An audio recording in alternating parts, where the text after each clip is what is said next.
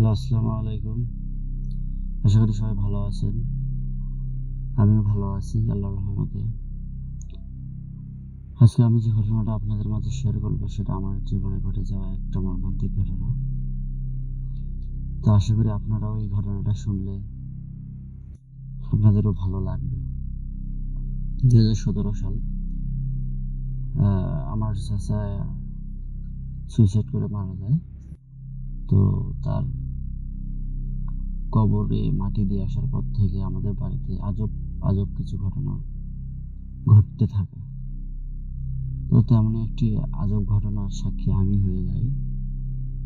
সেটা হচ্ছে উনি মারা যাওয়ার 3 থেকে 4 দিন পর আমি বাইরে রাতে বসেছিলাম। তো হঠাৎ করে দেখি যে আমার মাথার উপর দিয়ে মনে হচ্ছে যে একটা বিমান চলে গেল এরকম। তো আমি তো অনেক আতঙ্কিত এবং ভীতু অবস্থায় দাঁড় হয়ে গেলাম যে এটা কি হলো, এভাবে আমার মাথার উপর দিয়ে কি চলে গেল। সেই সময় আবার চাচার মৃত্যুর পর দেখা যাচ্ছে বাড়িতে মানুষ সন্ধ্যার পর থেকে কুকুর ভৌ ভৌ করতে থাকে। কুকুরের কান্নাকাটি সারা রাত চলে, কেউ রাতে বার হয় না। তো আমি বের হওয়ার পরে এরকম একটা ঘটনার সাক্ষী হই। তো তারপর সেখান থেকে আবার একটু দূরে আমাদের ধান ক্ষেত ছিল, সেই ধান ক্ষেতে আমি যাই। তো সেখানে গিয়ে রাতের বেলা অনেক গরম ছিল, সেখানে বসে একটু বাতাস খাচ্ছিলাম। তো সেই সময় হঠাৎ করে আবার ওই প্রচন্ড বেগে একটা শব্দ এবং বাতাস আমার মাথার উপর দিয়ে চলে গেল। তো আমি হঠাৎ করে অনেক ভয় পেয়ে গেলাম, আমার গায়ের লোম সব শিউরে উঠল। পরে আমি আমার কাছে একটা সিগারেট ছিল, আমি সিগারেট লাগাইলাম সাহস করে যে জিন ভূত যাই হোক নাকি আগুন দেখলে তো আর আমার কোনো ক্ষতি করবে না। তো আমি সিগারেটটা লাগানোর পর আবার একটু পরে আবার হুট করে আমার পেছন থেকে এসে আমার মাথায় হুট করে একটা পাখির মতো ঠোঁট দিয়ে চলে গেল। শব্দটা এমন ভাবে হইল যে মনে হচ্ছে আমার মাথার উপর দিয়ে হেলিকপ্টার চলে গেছে, এইরকম একটা ভয়ঙ্কর শব্দ চলে যাচ্ছে। তো তারপর আমি আমার তো গাটা শিংড়ে ভয়ে আমি ওখান থেকে খুব তাড়াতাড়ি বাড়িতে চলে আসি। আমি আমার সেই ছোট ভাইকে নিয়ে আবার পরের রাতে সেই জায়গায় জমির পাশে বসেছিলাম। ওকে বলছিলাম যে চল তোকে আজকে একটা গল্প শোনাবো, যেটা গতকাল আমার সাথে ঘটছে। তো ঠিক আমরা সেই রাত 9টার দিকে সেই জায়গায় জমির পাশে বসে ওই গত রাতের সব ঘটনা ওকে আমি খুলে বললাম যে এইরকম আমার সাথে কালকে এরকম এরকম হয়েছে। সবাই বলে যে মৃত মানুষের আত্মা, যারা সুইসাইড করে তাদের আত্মা নাকি ঘুরে বেড়ায়, এরকম মানুষকে ভয় দেখায়। তো ও তো একটু ভীতু ছিল, ও আমার এইসব কথা শুনে আরো অনেক ভয় পাচ্ছিল। ঠিক সেই সময় আকাশে মেঘ করে আসলো এবং চারিদিকে অন্ধকার হয়ে গেল। তারপর হুট করে বিদ্যুৎ চমকিল এবং ওই জিনিসটা গত রাতে যেটা আমার সাথে ঘটেছিল ওই জিনিসটা আমাদের সাথে ঘটে গেল। একটা শব্দ হলো অনেক ভয়ঙ্কর, এমন ভাবে আমাদের মাথার উপর দিয়ে কিছু চলে গেল যাতে মনে হচ্ছে আমাদের মাথার উপর দিয়ে কোনো বিমান চলে যাচ্ছে। তো এই ঘটনা হওয়ার পরে তো ওই আমার ছোট ভাই ভয়ে, সে তো মানে ওর হাত পা কাঁপাকাঁপি শুরু হয়ে গেছে। ও তো কান্নাকাটি শুরু করে দিচ্ছে, বলতেছে ভাই আমাকে বাসায় নিয়ে যাও, ভাই আমাকে বাসায় নিয়ে যাও। পরে আমি তো কি করি, ওর অস্থিরতা এবং ও যে ভীতু হয়ে এত ভয় পাইছে এগুলো দেখার পর আমারও আতঙ্ক শুরু হয়ে গেছে যে এটা কি ঘটলো। পরে ওখানে থাকতে ও আমাকে টেনে টেনে টেনে টেনে বাড়িতে নিয়ে আসলো। মানে আমি ওই মুহূর্তে কি আসবো কি আসবো না এটা বুঝতেছিলাম না, কিন্তু ওই আমাকে টেনে টেনে আনতেছে, আমার হাত ধরছে, পাও ধরছে, ধরে টানে আনতেছে যে ভাই আমাকে বাঁচা, এখান থেকে চল। পরে আমরা বাড়িতে ওইভাবে চলে আসলাম। ওই আমাকে টেনে টেনে নিয়ে আসলো, কেমনি যে নিয়ে আসছে আমি জানি না। তবে তার কিছুদিনের মধ্যে আবার। তো সে ঘটনাটা হচ্ছে, আমার পাশের আরো একটা চাচার বাসা ছিল, আমরা এক চাচাতো ভাই ছিল, আমরা সমবয়সী।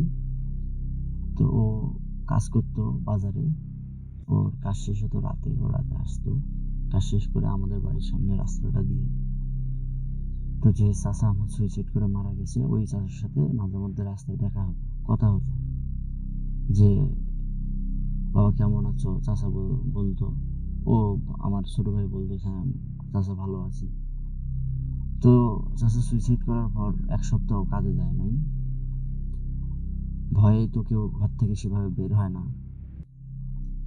তো একদিন কাজ শেষ করে সে ছোট ভাইটা ওই আমাদের বাড়ির সামনের রাস্তা দিয়ে আসা শুরু করছে।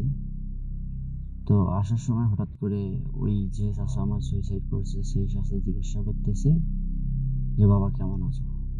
তো এই আমার চাচাতো ভাই এও বলছে যে হ্যাঁ আমি ভালো আছি, বলে চলে গেছে। তো এই আমার চাচাতো ভাই যখন ওর বাড়ির সামনে গেছে, যাওয়ার পর ওর হট করে মনে হয়েছে কিরে আমি কার সাথে কথা বলে আসলাম, চাচা তো গত সপ্তাহে সুইসাইড করে মারা গেছে। এটা বলে ও ওখানে সেন্সলেস হয়ে পড়ে গেছে। তারপর ওই আমার কাকা কাকিয়া ছিল, তারা বুঝতে পারছে যে কি বাইরে কি শব্দ হলো, এসে দেখে তাদের সন্তান পড়ে আছে। তো তারপর ওকে তুলে ঝাড়ফুঁক, আমাদের বাড়ির পাশে একজন হুজুর্গ ব্যক্তি ছিল, ওর কাছে নিয়ে যাওয়া হয়। তারপরে একটা ভয়ঙ্কর ঘটনা ঘটে যায়। ওটা তার যে চাচা আমার সুইসাইড করে তার ছোট ছেলের সঙ্গেই ঘটে যায়।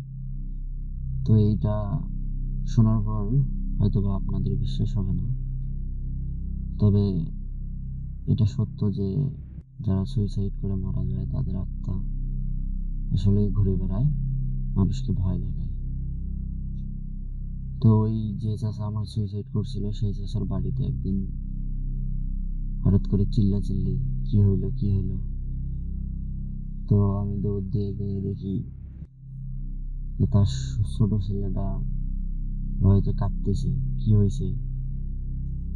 তা ওকে জিজ্ঞাসা করলো কি হয়েছে বাবা, তুই এইভাবে কাঁদতেছিস কেন, তুই ঘরত যাওয়ার পর এরকম চিল্লান দিয়ে বের হলি।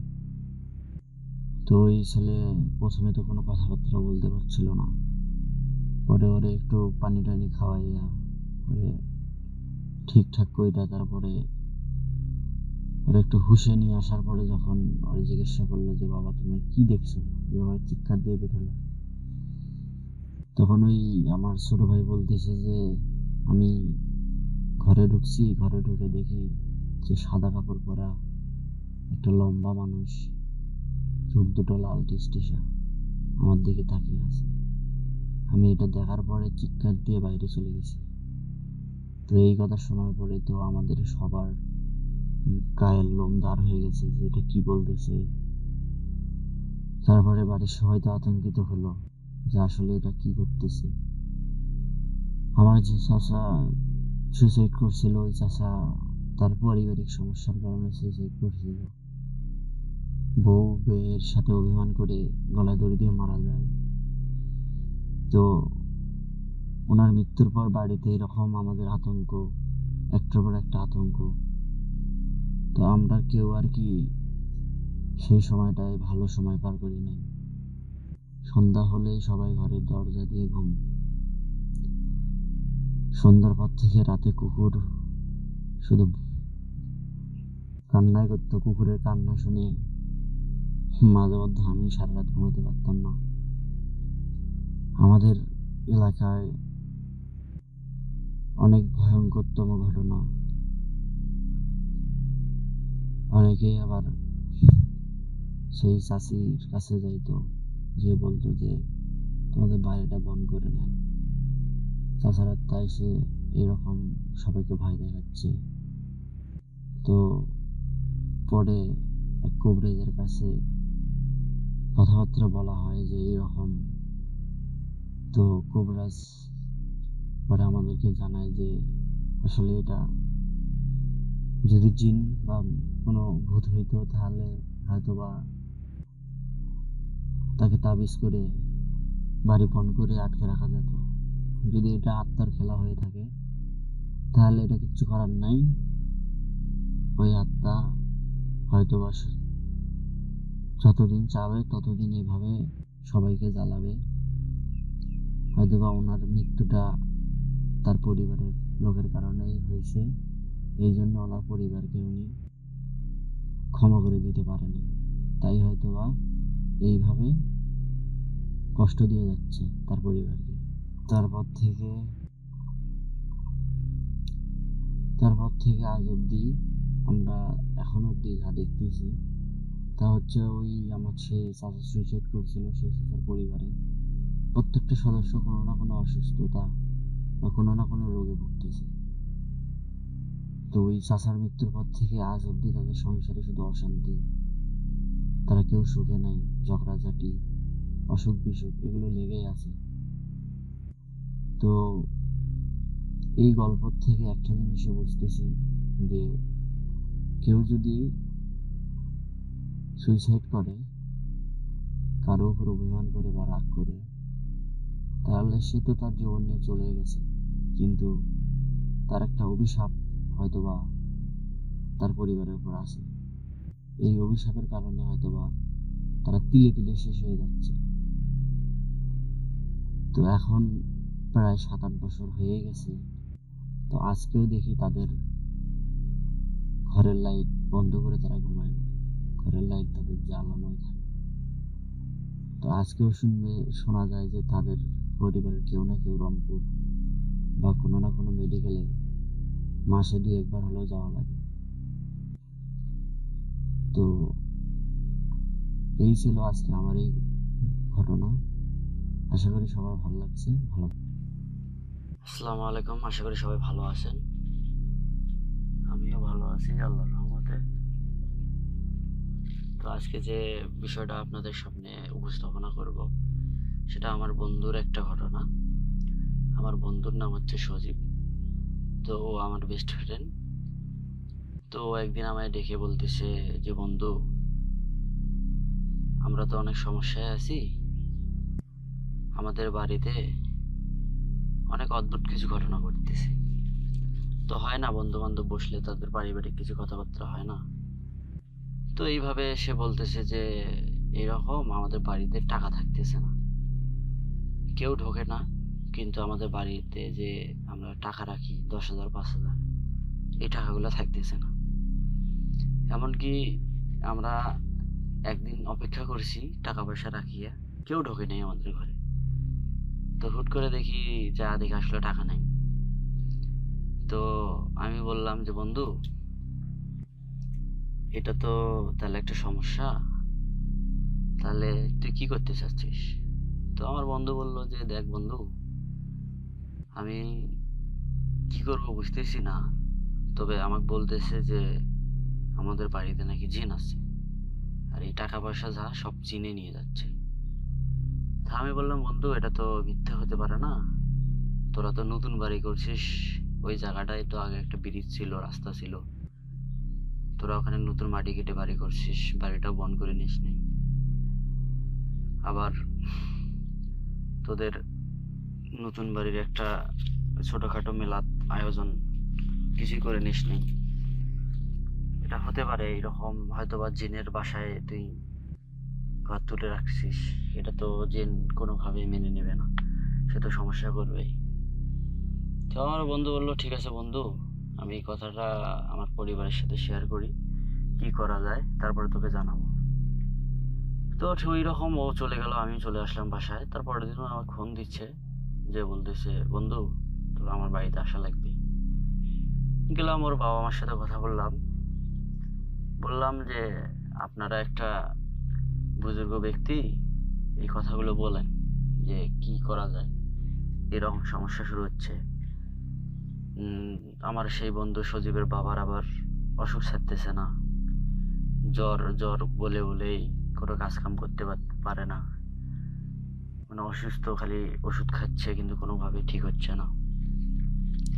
একবারেই পারিবারিক একটা সমস্যার মধ্যে পড়ে আছে ওরা। তো আমাদের পাশের এলাকায় মাদ্রাসার একজন হুজুর ছিল। ওই হুজুর অনেক জানতো আর কি জিন সম্পর্কে, এক কথায় জিন পুষতো আর কি। তো ওনার কাছে যোগাযোগ করা হলো যে এইরকম বৃত্তান্ত। তো উনি ফোনে বললো আমাদেরকে যে আমরা মঙ্গলবারের দিন যাব, রাতের মধ্যে তারা আসবে 5 জন। 5 জনেই অনেক বড় আলেম, 5 জনের মাঝে জিন আছে। তারা আমাদের সাহস দিল যে কোনো সমস্যা নাই, আমরা যাই, যাওয়ার পরে কি করণীয়, কি করতে হবে সেটা আমরা করব। তারা আমাদের কাছে কোনো সেরকমের বাজেট করলো না। তারা আসলো, আসার পর তারা শুধু বলল যে রাতের খাবারটার মধ্যে কোনো মাংস রাখা যাবে না, মাছ রাখা যাবে কিন্তু মাংস রাখা যাবে না। তো আমরা সারাদিন এই 2 বন্ধু মিলে প্রস্তুতি নিলাম, বাজার সদাই করলাম, করে রান্না বান্না করে বসে আছি। তাদের কোনো খোঁজ নাই, তারা আসতেছে না। তো ফোনও দিতে পারতেছি না, আগেই নিষেধ করছে যে তারা রাতেই আসবে। তো কখন আসবে আমরা তো সেটা বলতে পারি না, এখন ব্যস্ততা, অস্থিরতা কাজ করতেছে। তো এমন তো অবস্থায় ঠিক রাত 11টার সময় তারা 5টা গাড়ি, বাইক সহ আমাদের বাড়িতে আসা শুরু করলো। তো আমরা তাদের রিসিভ করলাম, তারা বাড়িতে আসলো। আসার পর তাদেরকে আমরা খাওয়ার জন্য আমন্ত্রণ জানালাম, কিন্তু তারা খাইলো না। তারা আমাদেরকে বললো যে ওই কিছু বোতল, কিছু পানি, পরিষ্কার পানি, আবার আরো অনেক সরঞ্জাম আছে, সেগুলো আমাদেরকে ম্যানেজ করতে বললাম, আমরা ম্যানেজ করলাম। তো তারপর সেই 5 হুজুর ওই বাড়িটা চারিদিকে ঘুরে দেখলো। দেখার পর আমাদেরকে বললো যে আরো 2টো ছেলের দরকার, সব মিলে 4-5 জন আমাদের লোক লাগবে। তারা 5 জন, আমরা 4-5 জন। তো একজন যে ওখানকার সব থেকে বড় জাননেওয়ালা আলেম, তো ওই লোকটা বাড়ির একদম মাঝখানে দাঁড় হলো, মানে মাঝ বরাবর। তো ওখান থেকে আবার যে বাকি 4 জন ইমাম ছিল, তারা ধীরে ধীরে ওই জায়গা থেকে সরে যাওয়া শুরু করলো। একজন পশ্চিমের মাথায় গেল, একজন পূবের মাথায়, একজন দক্ষিণ, একজন উত্তর। এইভাবে ছড়িয়ে ছিটিয়ে বাড়ির যে সীমানাটা আছে সেই সীমানার চারো মাথায় তারা চলে গেল। তো এমন তো অবস্থায় ওই 5 জনের পেছনে একজন করে লোক লাগবে। তো আমরা 5 জন ছিলাম, আমার বন্ধু সহ, বন্ধুর বাবা, আবার বন্ধুর একটা ছোট ভাই, আর একজন পাশের বাড়ি থেকে একটা ছেলে ডাকে নিয়ে ওকে রাখছিলাম।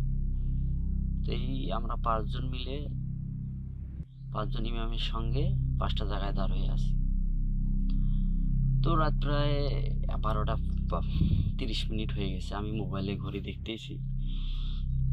তো আমার সঙ্গে যে হুজুর আছে সে হুজুর আমাকে বলতেছে যে এই বোতলটা আর হচ্ছে এই যে একটা লোহার মতো, একটা 3-4 ইঞ্চির মতো একটা লোহা, 10 মিলি, ওটা তীরের মতো করে নিয়ে যাচ্ছে, ওটা ধরতে বলতেছে।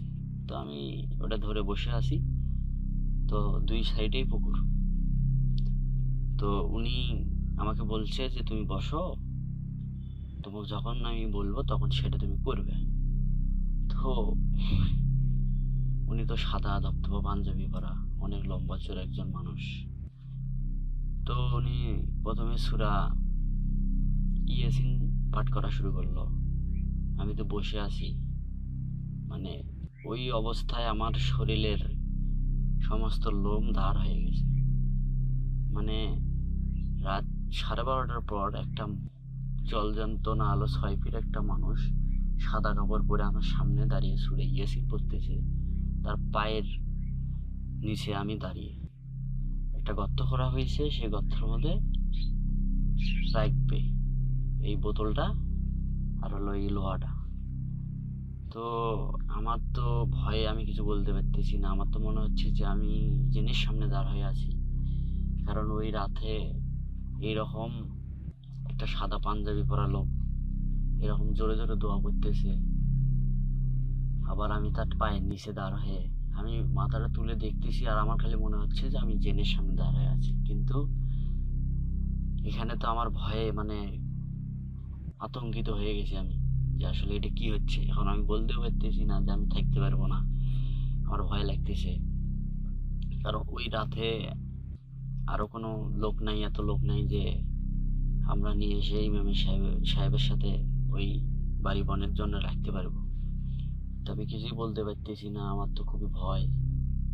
সূরা ইয়াসিন পড়তেছে জোরে জোরে, তারপর সূরা জিন পড়লো, তারপর আর একটা সূরা আছে সেই সূরাটা পড়লো।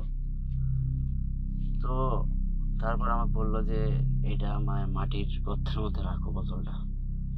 তো আমি রাখলাম, তার উপরের লোহাটা দিতে বললো, দিলাম, দিয়ে মাটি দিতে বললো, এই মাটি দিলাম। তো এই চারপাশে যে চারজন ইমাম ছিল সেই চারটা ইমামেই ওই সূরা ইয়াসিন, সূরা জিন, আবার একটা অন্য একটা সূরা পড়ছে, ওটা আমার এই মুহূর্তে মনে নাই। তো 3টা সূরা করার পরে মাঝখানে যে ব্যক্তি ছিল যিনি বড় জাননেওয়ালা, তো উনি আজান দেওয়া শুরু করলো। তো আমাকে কিন্তু ওই যেখানে বোতলটা পোতানো হয়েছে সেখান থেকে কিন্তু নড়তে দেওয়া হচ্ছে না। তো আমাকে কিন্তু পরে আমি যখন একটু ভীতু ভীতু টাইপের হয়ে গেছি তখন কিন্তু ওই লোক আমাকে জিজ্ঞাসা করছে, ইমাম তুমি কি ভয় পাচ্ছ? তা আমি তো এখন তখন তো সাহস নিয়ে আমাকে বলতে হবে যে না আমি ভয় পাচ্ছি না। তো ওই কথা যদি বলি আমি ভয় পাচ্ছি তাহলে বিষয়টা কেমন না। তারপরে আজান শেষ হলো, তারপরে সবাই এক জায়গায় হলো, হওয়ার পর বললো যে আপনাদের বাড়িটা বন হয়ে গেছে, আর কোনো সমস্যা নাই। অনেক নিয়ম কারণ বললো যে সন্ধ্যার পরে ওই ফ্যামিলির কেউ বাইরে যেতে পারবে না। সজীবকে বললো ঢাকায় থাকে সে, ওকে বললো যে তুমি ঢাকায় থাকলে সন্ধ্যার পরে অপরিচিত কোনো জায়গায় যাবে না, যেখানে লোক নেই সেখানে যাবে না। পরে হুজুরকে বললাম যে আসলে বাড়ি তো বন হলো, এখানে কি ঘটেছিল। হুজুর তখন আমাদেরকে জানালো যে এই যে একটা ব্রিজ ছিল সেই ব্রিজটার মধ্যে 4 ভাই জিন ছিল। তো তারা যখন বাড়ির প্রথম মাটিটাকে ফেলায়, তো এখানে কোনো দোয়া দরুদ বা তাদের সঙ্গে কোনো যোগাযোগের সিস্টেম রাখে নাই। আর আমার বন্ধুর পরিবার তারা বাড়ি করবে, মাটি কাটছে, বাড়ি করছে। তো এই কারণেই জিনের বাসায় যেহেতু বাড়ি করা হয়েছে, এই জন্য জিন একটু ক্ষিপ্ত এদের উপর। জিনকে যদি বলতো যে তোমরা এখান থেকে চলে যাও, যদি আগে থাকো চলে যাও, আমরা এখানে বসতি করে দিত, একটা বাড়ি আমাদের দ্বারা বন করে নিত, তাহলে এই সমস্যাটা হতো না। তো এইগুলো শোনার পর তো আমার বন্ধুর মা বলতেছে যে আমি আগেই বলছিলাম যে হুট করে বাড়ি করতেছি, একটু বাড়িটা বন করা দরকার ছিল। তারপরে আমি আন্টি বললাম যে যা হয়েছে হয়েছে, সমস্যা নাই, এখন তো বাড়ি বন হয়েছে, এখন আর কোনো ভয় নেই। তো তাদেরকে আমরা যখন খাইতে দিলাম, তো তারা খাচ্ছে, খাওয়ার মাঝখানে খাওয়া শেষে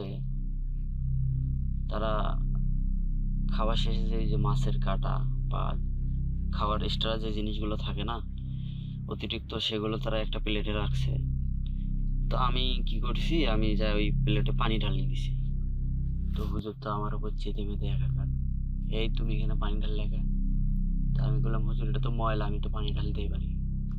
তো হুজুর বললো যে না, মাছের কাঁটা, মাংসের হাড্ডি, এগুলোর মধ্যে কখনো তুমি পানি ঢালবে না। কারণ তুমি একটা খাবার খাচ্ছ, সেই খাবারের মধ্যে যদি মাছের কাঁটা, হাড্ডি এগুলোর মধ্যে পানি ঢেলে দাও তাহলে তোমার অনেক বড় ক্ষতি হবে। তো আমি তো অবাক হয়ে গেলাম যে আসলে কি বলে হুজুর। হুজুর আমাকে বললো যে আমরা যখন খাবার খাই তখন কিছু জিন আমাদের উপর দৃষ্টি রাখে। তো আমরা যখন খাবার শেষে হাড্ডি বা কাঁটা এগুলোতে পানি দেই, তখন ওই খাবারটার মধ্যে যদি সে লোভ করে থাকে তাহলে তোমার ক্ষতি করবে সে পরে। তো এই কথা শোনার পর আমার গার পশম খালি দাঁড় হয়ে গেল। কি বলে, আমি তো সারাটা জীবন মাছ মাংসের কাঁটা পানি দিয়ে বাইরে ফেলে দিছি, এগুলো কখনো করবে না। হুজুর আমাকে বললো যে এটা যা করছো করছো এরকম ভুল আর করবে না, এই কাঁটাটা যেটা পানি দিছো পানিটা নিচে নাও। পরে এক হুজুরে ওই পানিটা করলো, ফেলে দিল, দিয়ে শুকনো করলো কাঁটাটা মাছের, করার পরে বাইরে নিয়ে যা ফেলে দিল। তো আমি তখন বুঝলাম যে আসলেই মানুষ আমাদের অনিয়মের কারণে হয়তো বা আমাদের সঙ্গে জিন বসবাস করে বা জিন আমাদের ক্ষতি করে। তো তারপর হুজুরদেরকে খাওয়ায় দাওয়ায় শেষ করে তারা চলে গেল, বললো আর কোনো সমস্যা নাই। কিছু ওই ওষুধপাতি দিছিল এই 1 সপ্তাহের জন্য আর কি। তো ওই ওষুধপাতিগুলো নেওয়ার পর তারা চলে গেল, তাদেরকে রেখে আসলাম আমরা। তো এখন আমি তো আমার বন্ধুর বাড়ির থেকে আমার বাড়ি না হলে 1/2 কিলো দূরে। তো হুট করে বৃষ্টিও পড়া শুরু হয়ে গেছে, আমি এখন বাড়িতে আসবো। তো আমার বন্ধু এখন বলতেছে, বন্ধু যাস না, সমস্যা নাই, তুই আজকে আমাদের বাসায় থাক। তা আমি বললাম যে বন্ধু সমস্যা নাই, আমি যাই, কিছুই হবে না। তুই পারলে আমাকে 2-1টা সিগারেট দে, আমি সিগারেট খেতে খেতে যাবো, আগুন থাকবে, সমস্যা হবে না।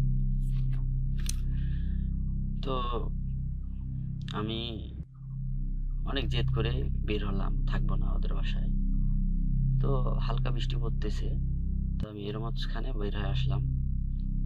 তো হঠাৎ করে আসতেছি, আমার একটা জায়গায় আগে থেকে ডর লাগছিল যে এই জায়গাটা একটু খারাপ। তো ওখানে যাই আমি একটা সিগারেট লাগাই, যে দেখি এই জায়গাটা তো খুব খারাপ, এই জায়গাটা একটা সিগারেট লাগাই চলে যাই, আগুন থাকলে তো কিছু হবে না।